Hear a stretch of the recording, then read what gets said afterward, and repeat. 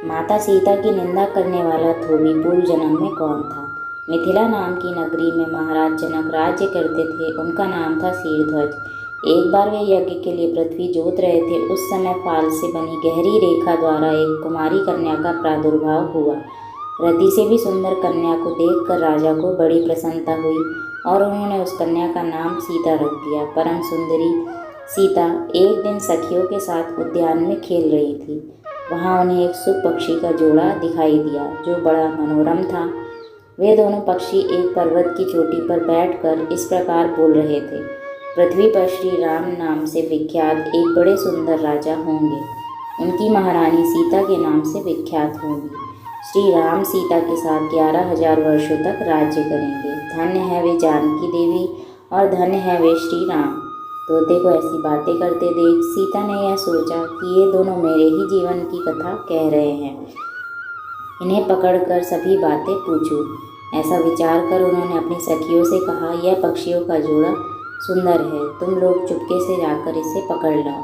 सखियां उस पर्वत पर गईं और दोनों सुंदर पक्षियों को पकड़ लाई। सीता उन पक्षियों से बोली, तुम दोनों बड़े सुंदर हो, देखो डरना नहीं, बताओ तुम कौन हो और कहाँ से आए हो, राम कौन है और सीता कौन है, तुम्हें उनकी जानकारी कैसे हुई, सारी बातों को जल्दी जल्दी बताओ, भय ना करो। सीता के इस प्रकार पूछने पर दोनों पक्षी सब बातें बताने लगे। देवी वाल्मीकि नाम से विख्यात एक बहुत बड़े महर्षि हैं, हम दोनों उन्हीं के आश्रम में रहते हैं। महर्षि ने रामायण नाम का एक ग्रंथ बनाया है जो सदा मन को प्रिय जान पड़ता है। उन्होंने शिष्यों को उस रामायण का अध्ययन भी कराया है। रामायण का कलेवर बहुत बड़ा है, हम लोगों ने उसे पूरा सुना है। राम और जानकी कौन है इस बात को हम बताते हैं तथा इसकी भी सूचना देते हैं कि जानकी के विषय में क्या क्या बातें होने वाली हैं। तुम ध्यान देकर सुनो। महर्षि श्रैशृंग के द्वारा कराए गए पुत्रेष्टि यज्ञ के प्रभाव से भगवान विष्णु राम, लक्ष्मण, भरत और शत्रुघ्न ये 4 शरीर धारण करके प्रकट होंगे। दिव्यांगनाएं भी उनकी उत्तम कथा की गान करेंगी। श्री राम महर्षि विश्वामित्र के साथ भाई लक्ष्मण सहित हाथ में धनुष लिए मिथिला पधारेंगे। उस समय वहाँ वे शिव जी के धनुष को तोड़ेंगे और अत्यंत मनोहर रूप वाली सीता को अपनी पत्नी के रूप में ग्रहण करेंगे। फिर उन्हीं के साथ श्री राम अपने विशाल राज्य का पालन करेंगे। ये तथा और भी बहुत सी बातें वहाँ हमारे सुनने में आई हैं। सुंदरी, हमने तुम्हें सब कुछ बता दिया, अब हम जाना चाहते हैं, हमें छोड़ दो।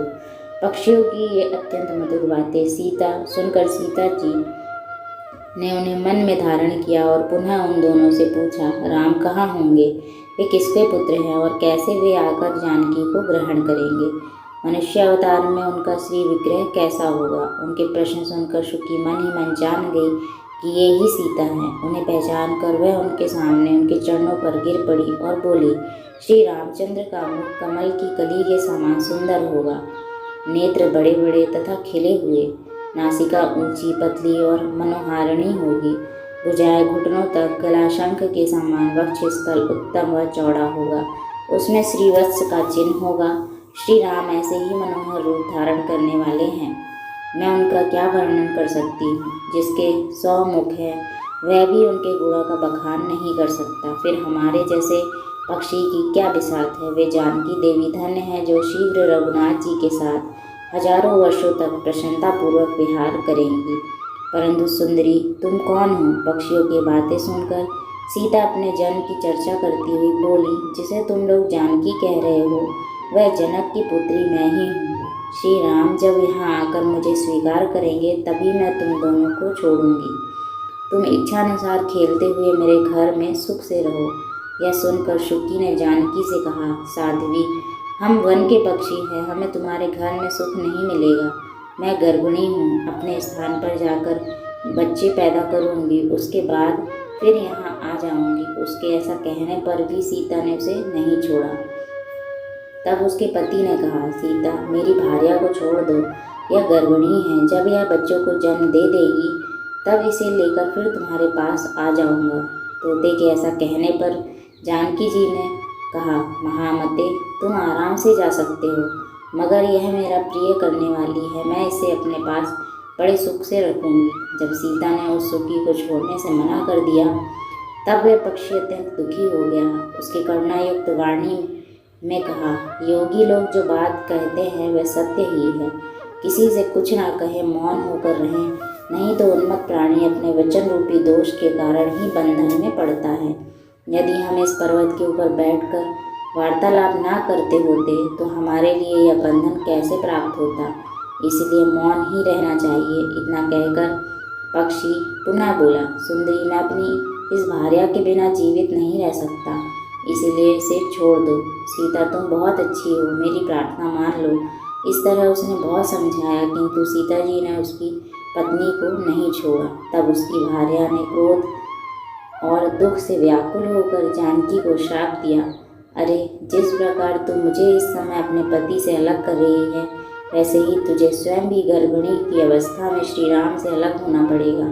यह कहकर पति वियोग के कारण उसके प्राण निकल गए। उसने श्री रामचंद्र की स्मरण तथा पुनः पुनः राम का उच्चारण करते हुए प्राण त्याग किया था। इसीलिए उसे ले जाने के लिए एक सुंदर विमान आया और वह पक्षिणी उस पर बैठकर भगवान के धाम को चली गई।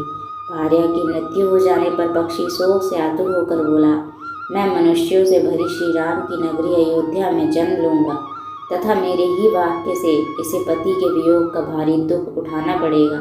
यह कहकर वह चला गया। क्रोध और सीता जी का अपमान करने के कारण उसका धोबी की योनि में जन्म हुआ। उस धोबी के कथन से ही सीता जी निंदित हुई और उन्हें पति से वियुक्त होना पड़ा।